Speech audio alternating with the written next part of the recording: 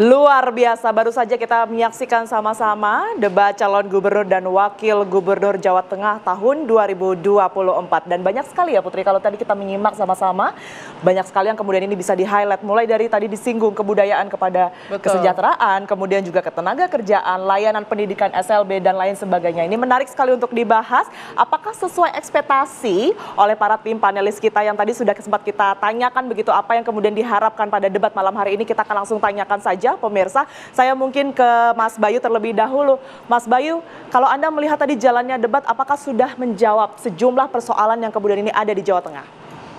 Iya, Mbak Tiara, saya kira ini debat politik yang sangat jawani, gitu ya. Maksudnya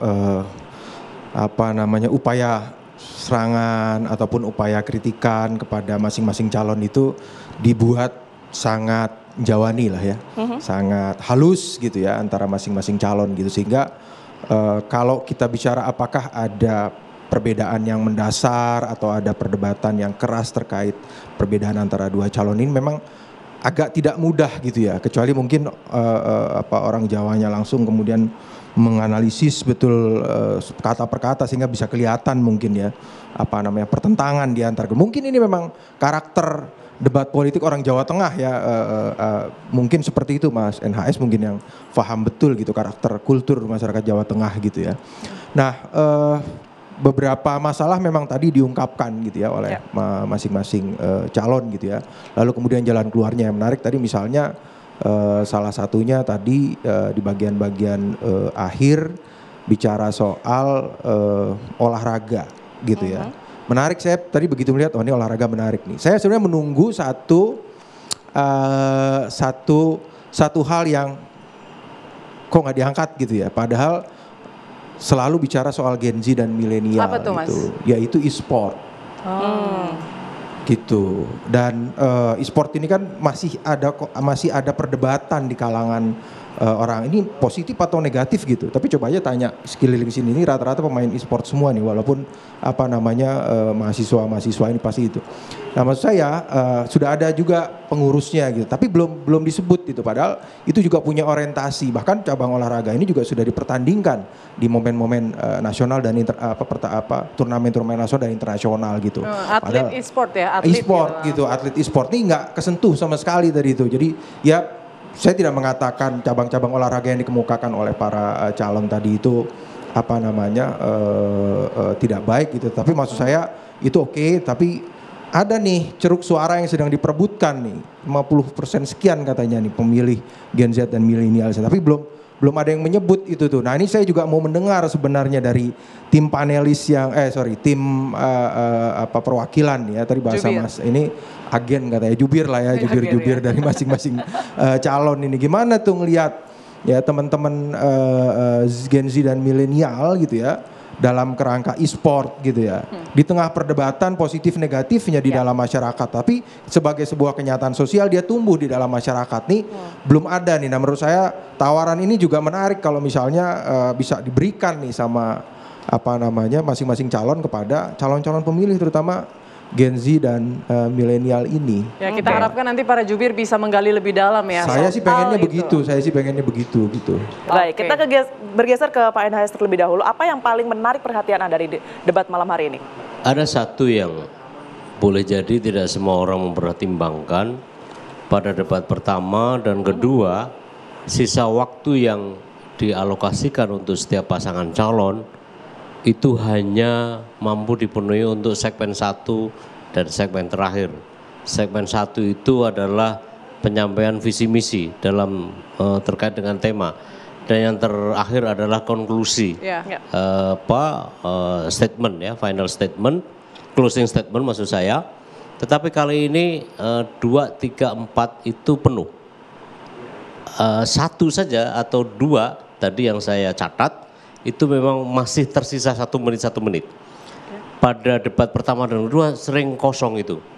Artinya bahwa kasana penguasaan pasangan calon agak memilukan di situ sebenarnya terhadap problem Jawa Tengah. Tapi tampaknya mereka belajar untuk membaca, mendengarkan dan semua akhirnya jadi penuh. Itu satu. Yang kedua, memang pada sebagian di antaranya belum terjawab masalah-masalah yang pokok terkait dengan kejawa tengahan. Misalnya, ya karena ini temanya mungkin berbeda ya, kenapa misalnya tidak mengangkat gitu ya pariwisata yang berkenaan dengan kayak potensi di Purbalingga.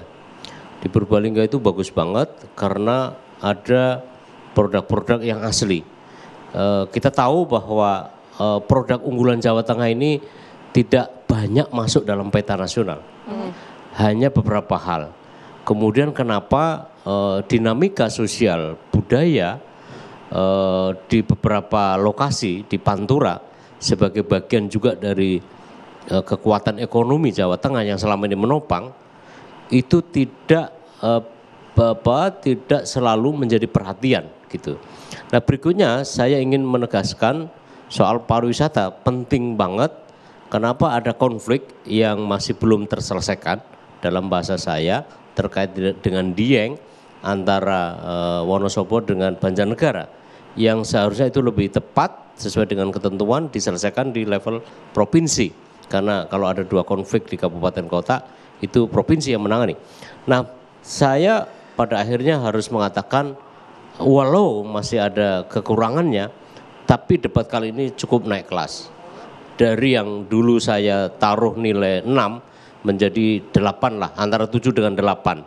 Saya tidak mau sebut 7 yang mana, 8 yang mana. Tetapi buat saya adalah peningkatan.